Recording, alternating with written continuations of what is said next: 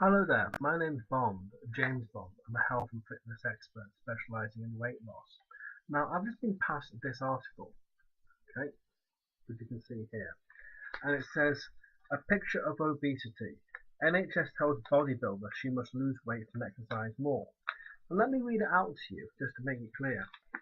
A super fit bodybuilder was branded overweight and put on a strict diet by an NHS nurse simply based on her BMI. Anita said she was told during a routine appointment she was eating too much and needed to lose weight. The 39-year-old who works as a personal trainer said her body mass index came out at 29, 4 points above the healthy range and one short of obese. Now, I don't need to go into the rest of the article, but I think this is absolutely ludicrous, to say the very least. BMI should be called bloody misleading information. Okay, not body mass index. It should be bloody misleading information. Now, the reason I mention this, I'm an expert in such matters. So I'm going to say one thing.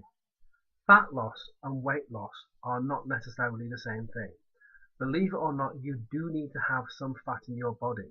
Firstly, to insulate you against heat loss, protection of the internal organs in your abdomen, insulation of your nerve cells.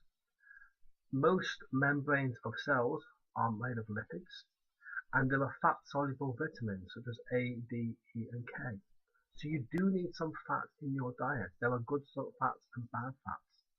That's aside.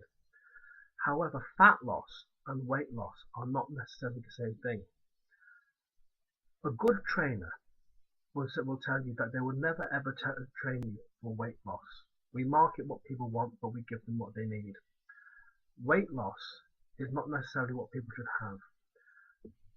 When people come to me for weight loss, and they're mainly looking at fat loss, to be honest, but they're not necessarily the same thing. What actually happens is when the person wants to lose fat, I have to increase their muscle mass. Now, inch for inch, muscle is far more dense than fat. If I had two fists, one made of fat and one made of muscle, the one made of muscle is going to be considerably heavier, even though it's the same size. It's a lot more dense. But muscle burns a lot more calories per day than fat does. A pound of fat burns 9 calories a day, a pound of muscle burns off 50. But imagine this. Imagine that's an arm, and that's the skin around it, and the rest is basically muscle. Messing with fat, I should say.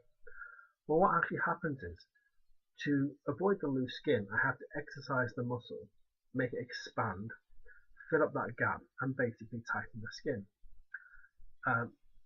So basically, the BMI should be bloody misleading information, because what happens is, during a fat loss program, you will lose a considerable amount of fat, but you won't necessarily lose weight, because the increase in muscle mass, which will make you a lot more toned, would mask that. So it's not necessarily the same thing. So please ignore the BMI. Put it aside. Ignore it. It's not necessarily the right thing to look for. Look for a picture of better health.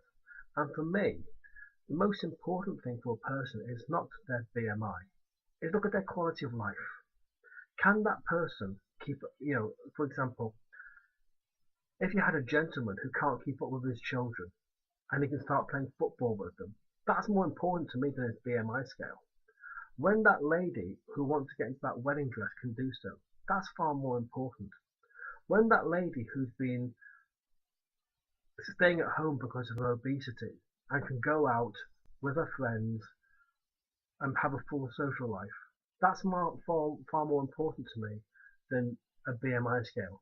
So please, as of today, please ignore the BMI, because we call bloody misleading information. My name is James Bond, and hopefully I've left you shaken but not stirred.